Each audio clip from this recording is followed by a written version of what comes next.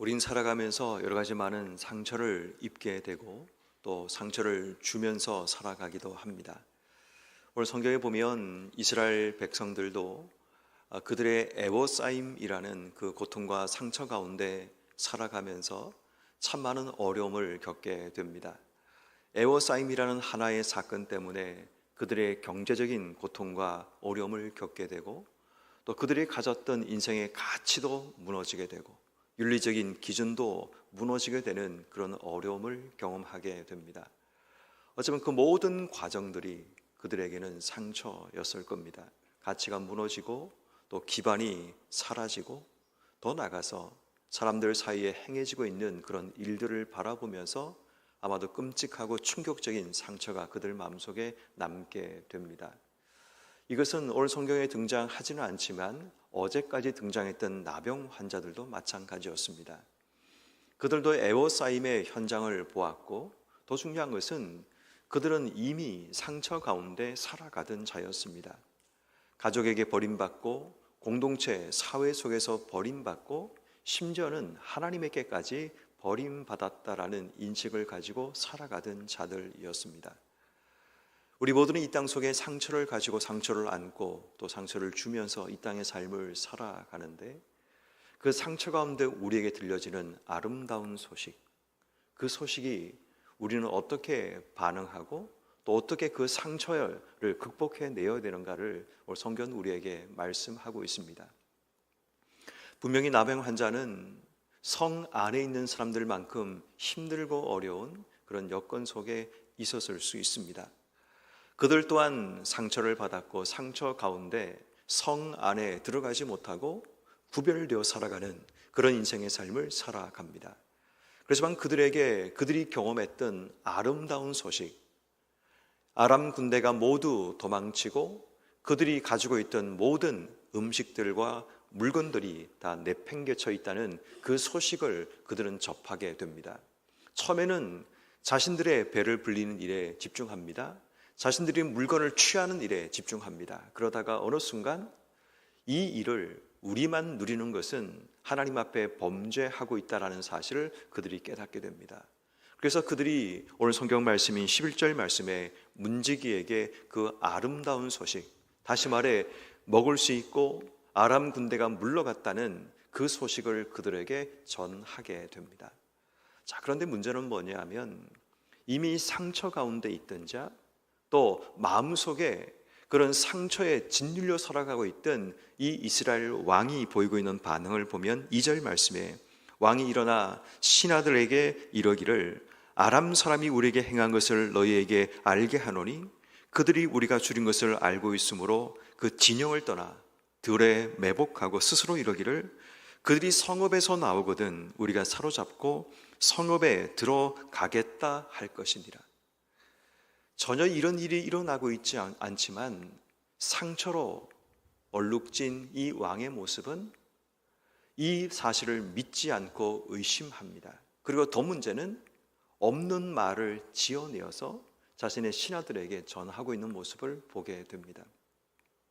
어떤 의미에서 상처가 만들어낸 또 다른 상처이라고 볼 수 있죠. 상처가 만들어낸 또 다른 오해라고도 볼 수가 있습니다. 전혀 그런 의사가 드러난 적도 발견된 적도 없지만 그런 스스로 짐작하고 그렇게 오해하면서 그 말을 자기의 입에서 뱉어버리고 맙니다.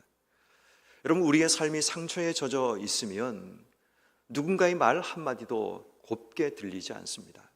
그 말을 오해하게 되고 또 그 말을 잘못 이해하게 되고 또 의심하게 되면서 점점 자신의 삶이 더 큰 상처 속에 자기의 삶을 가두어 버리는 그런 일들이 일어나게 됩니다. 그렇지만 그 다음 절에 나오는 13절 그의 신하 중에 한 사람이 왕이여 청하건대 아직 성중에 말이 있고 또 사람을 보내어서 정탐하고 정확한 사실을 확인하게 하자라고 이야기를 합니다. 상처 가운데 살고 있었지만 그래도 그 상황 가운데 희망을 찾고 나병 환자라는 아주 낮은 신분의 사람, 어쩌면 사람이라고 인정조차 하지 않는 그들의 말조차에도 귀를 기울이고 희망을 찾으려고 했던 이 한 신하의 권면에 따라 왕의 마음이 움직이게 됩니다. 그 결과 오늘 성경 말씀인 15절 말씀에 그들이 그들의 뒤를 따라 요단에 이르게 된즉 아람 사람이 급히 도망하느라고 버린 의복과 병기가 길에 가득하였더라.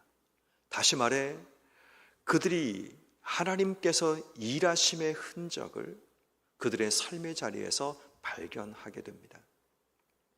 비록 상처 가운데 있고 애워싸임을 당하고 함께 굶주리고 함께 무너진 가치 속의 인생의 삶을 살아가고 윤리가 바닥까지 떨어진 그 현장을 직접 눈으로 목도했고 경험했던 이 신하였지만 나병 환자가 전했던 그 아름다운 소식에 반응했을 때 그의 삶에 하나님의 일하심을 경험하는 그런 은혜가 주어졌음을 보게 됩니다. 여러분, 참 우리는 이 사건을 통해서 주목해야 될 부분이 바로 이 부분입니다. 과연 우리는 상처에 묶여서 지금도 하나님이 우리를 위해서 일하고 있는 수없이 많은 현장들이 있는데 그 하나님의 일하심의 현장을 보지 못한 채 나만의 상처라는 세상 속에 갇혀서 지금도 나 혼자 오해하고 나 혼자 의심하고 나 혼자 불안해하고 나 혼자 지금도 굶주림과 고통의 상처 가운데 나를 가두어두는 나만의 감옥 속에 갇혀 인생의 삶을 살아가고 있지 않는가라는 겁니다. 물론 누구에게나 상처가 올 수 있고 누구에게나 생각지 못한 고난과 어려움이 올 수 있습니다. 근데 중요한 것은 우린 그 상처를 딛고 이겨낼 만한 회복 탄성력이 있는가를 돌아봐야 됩니다. 회복 탄성력이라는 것은 우리가 당하는 고난과 어려움을 딛고 해결하고 이겨낼 수 있는 그 힘, 마치 용수철이 탄성을 가지고 튕겨져 나가는 것처럼 우리 인생의 고난과 문제가 찾아올 때 그것을 극복해낼 만한 그런 힘과 영성을 가지고 있는가를 돌아봐야 합니다. 누구나 상처를 받을 수 있는데 누구나 상처 가운데 살아가지는 않습니다. 오늘 본문 나오는 이 요람이라는 이 왕처럼 자신이 받았던 상처, 자신이 경험했던 그 상처의 현장으로 인해 늘 의심하고 늘 오해하고 늘 거짓말을 지어내어서 더 큰 불안과 상처를 조장하는 그런 일을 하지 않는다라는 겁니다. 결국 이 사건이 어떻게 종결을 나는가 하면 결국 왕이 명령을 내려서 백성들로 하여금 그 아람 진영에 가서 물건을 취하도록 그렇게 명령을 내리게 됩니다. 그러자 오늘 성경 말씀인 14절 말씀에 백성들이 나가서 그들이 노력하고 물건을 취하는 일이 벌어지게 됩니다. 그랬더니 다시 물가가 안정되기 시작하고 사람들이 살아갈 수 있는 그런 환경과 여건이 주어지게 됩니다. 그리고 이 모든 것은 여호와의 말씀대로 이루어진 사건이라고 성경 우리에게 말씀하고 있습니다. 여기서 이제 성경은 잊지 않고 처음 엘리사가 왕에게 했던 그 말씀을 한 번 더 반복하기 시작합니다. 내일 이맘때에 다시 이전과 같이 물가가 안정되고 이제 그 모든 문제가 해결되리라는 그 말을 들었을 때 이 왕의 장관 한 사람이 하늘에 창이 낸즉 이런 일이 있겠느냐라고 의심하고 믿지 못했던 불신앙을 드러냈을 때 엘리야가 그렇게 말을 하죠. 너는 그 광경을 보게 되지만 그것을 먹지 못하리라 라고 얘기를 합니다. 그 말씀대로 되는 일이 벌어지게 됩니다. 상처가 만드는 또 하나의 현상은 불신앙입니다. 누가 무슨 말을 해도 믿으려고 하지 않습니다. 의심하고 절대로 그 사실을 받아들이지 않는 바로 그 사람이 놀라운 은혜의 현장을 보게 되지만 그것을 누리지 못하는 안타까움을 경험하는 것, 그것이 오늘 본문이 우리에게 소개하고 있는 내용입니다. 성도 여러분, 인생의 삶을 살다 보면 때론 누군가로 인해 애워싸임을 당하게 되고 가치가 무너지고 윤리가 무너진 쌍 가운데 서 있으면서 우리의 마음도 무너지는 아픔과 슬픔을 경험하기도 합니다. 그런데 중요한 것은 누구나 슬픔을 당할 수 있고 누구나 상처를 받을 수 있고 누구나 애워싸임을 당할 수 있습니다. 문제는 그것을 어떻게 극복해 내느냐가 중요한 겁니다.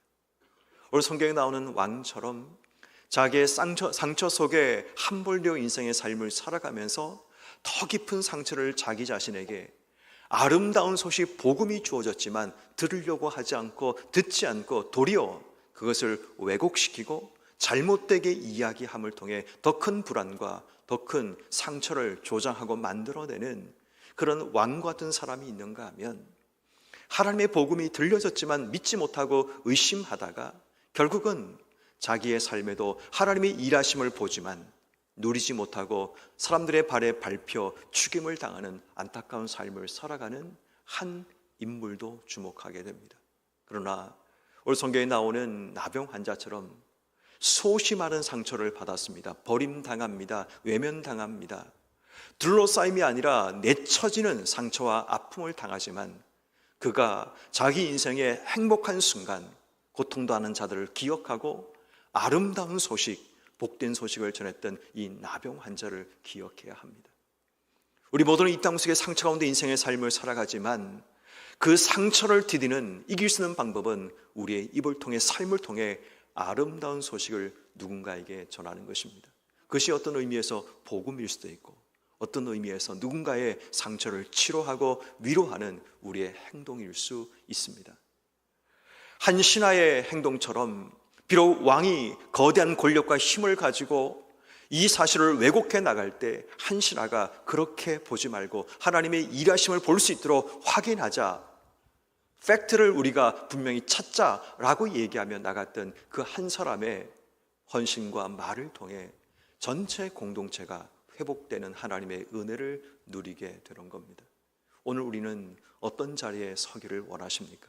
상처 가운데 쌓여서 여전히 헤어나지 못한 채 그 상처가 만드는 수많은 말들과 수많은 왜곡된 상황 속에 내 삶을 빠뜨리고 그 삶에 숨어있기 원하는지, 아니면 상처를 이겨내고 나병 환자처럼 아름다운 소식, 복된 소식, 기쁨의 소식을 전하는 자가 될지, 아니면 한 신하처럼 비록 상처 속에 자신의 상관이 늘 자신에게 압박하고 힘들게 만들지만 그럼에도 불구하고 하나님의 일하심을 찾아 나갈 수 있는 믿음과 담력이 우리 속에 있는지, 오늘 하루 우리가 어떻게 살 것인가를 다시 한번 돌아보며 오늘 상처를 딛고 이겨냈던 나병 환자처럼 또 왕이 거대한 권력과 힘을 가지고 불안을 조성하고 힘들게 만드는 상황 속에서도 바른 말을 하여 진리를 찾아가고 하나님의 일하심의 흔적을 찾았던 한 신하처럼 우리의 삶도 하나님 말씀대로 되리라는 확신과 믿음을 가지고 하나님의 일하심의 흔적을